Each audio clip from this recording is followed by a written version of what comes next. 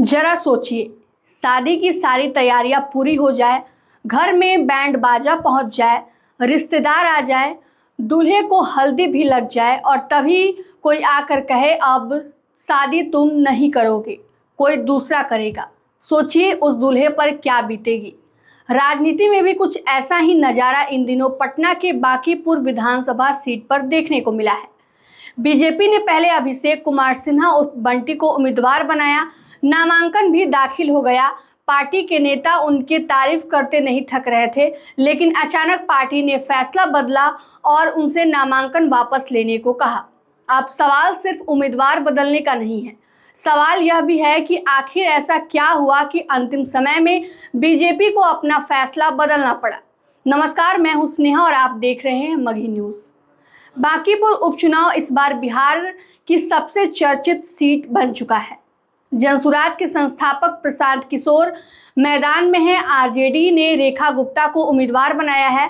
ऐसे में बीजेपी पर यह सीट बचाने का दबाव भी है और अपनी प्रतिष्ठा बनाए रखने की चुनौती भी। लेकिन सबसे ज़्यादा चर्चा इस बात की हो रही है कि आखिर बीजेपी ने अंतिम समय में अपना उम्मीदवार क्यों बदल दिया। यहीं से विपक्ष को हमला करने का मौका भी मिल गया है। राष्ट्रीय जनता दल की नेता और लालू प्रसाद यादव की बेटी रोहिणी आचार्य ने सोशल मीडिया प्लेटफॉर्म एक्स पर बीजेपी पर तीखा हमला बोला है। रोहिणी आचार्य ने लिखा है, बांकीपुर में तो बीजेपी की गियर ही फंस गई। चुनाव की तारीख का ऐलान महीने भर पहले हो चुका था, लेकिन दिल्ली से लेकर पटना के तथाकथित चाणक्य अपना उम्मीदवार ही तय नहीं कर पाए।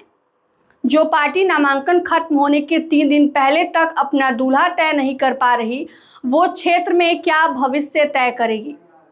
उन्होंने आगे लिखा, 2 दिन पहले तक जिस प्रत्याशी की खूबियां गिनाई जा रही थी, अचानक उसी को बदल दिया गया।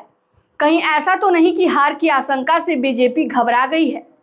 अंतिम समय में पैर क्यों कांपने लगे। रोहिणी आचार्य यही नहीं रुकी, उन्होंने यह भी कहा कि अंतिम समय पर प्रत्याशी बदलना कोई रणनीति नहीं, बल्कि चुनावी डर का सबसे बड़ा सबूत है।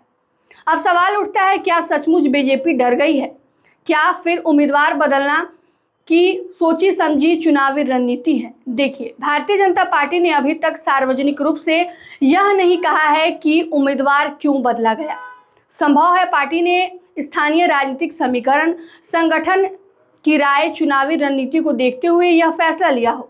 लेकिन जब कोई बड़ा फैसला बिना विस्तृत कारण बताए लिया जाता है तो सवाल उठना स्वाभाविक है और विपक्ष इन्हीं सवालों को राजनीतिक मुद्दा बना रहा है। बांकीपुर वैसे भी बीजेपी का मजबूत गढ़ माना जाता है। ऐसे में अंतिम समय में उम्मीदवार बदलने का फैसला चर्चा का विषय बन गया है।